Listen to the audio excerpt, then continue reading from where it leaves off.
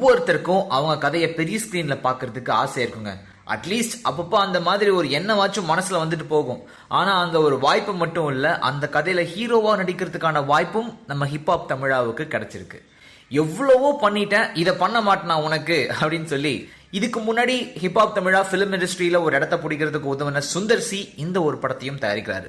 உண்மையா ஒரு ஈவெண்ட்ல இருந்து எடுத்த ஒரு சீன் மாதிரி தான் டீசரோட ஓப்பனிங் சீன் இருக்குங்க.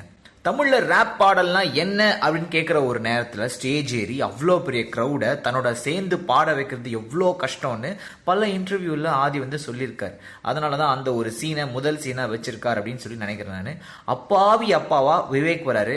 பயங்கர ஹிட்டான பாட்டுலாம் டியூனா இருந்த காலம் அப்படின்னு சொல்லி ஒரு காலம் இருக்கும் பாத்தீங்களா, அதெல்லாம் கண்ணு முன்னாடி காட்ட போறாங்க போல சார். அது போக பிஜிஎம்க்கு ஏத்த மாதிரி கட்ஸ் இந்த ஒரு டீசர்ல நிறையவே கொடுத்திருக்காரு எடிட்டர்.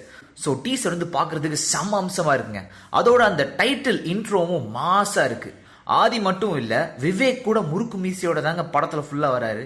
தன்னோட கதையில கொஞ்சம் காதல், கொஞ்சம் கல்லூரி காலம், கொஞ்சம் காமெடி எல்லாத்தையும் கலந்து கட்டி கொடுக்க போறார் ஆதி அப்படின்னு சொல்லி நம்ம நம்பலாம். ஃபர்ஸ்ட் ஹாஃப்ல தான் யாரு, தனக்கு ஏத்த ரூட் எதுன்னு தெரிஞ்சுக்கிறதுக்கு ஒரு முயற்சி, அடுத்த ஹாஃப்ல அதை தெரிஞ்சுக்கிட்டு அதை அடையறதுக்கான பயிற்சி அப்படின்னு சொல்லி கதை போகலாம் போல. ரைமிங்லாம் தான் இருக்கு. ஆனா ரெண்டு விஷயம் உறுதியா நடக்கிறதுக்கு வாய்ப்புகள் பிரகாசமா இருக்குங்க.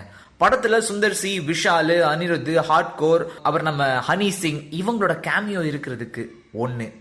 இந்த டீசரை பார்த்துட்டு 3 வாரம் ட்ரிம் பண்ணாம மீசையை முறுக்குறோம் அப்படின்னு சொல்லிட்டு பசங்க முடிவு பண்றது 2. ஆமாவா இல்லையா அப்படின்றது நம்ம படத்துல பாத்துக்கலாம். இம்ப்ரெசிவான டீசர் கொடுத்திருக்காரு ஆதி. சோ அவருக்கு முதல்ல வாழ்த்துக்கள் சொல்லிக்கலாம்.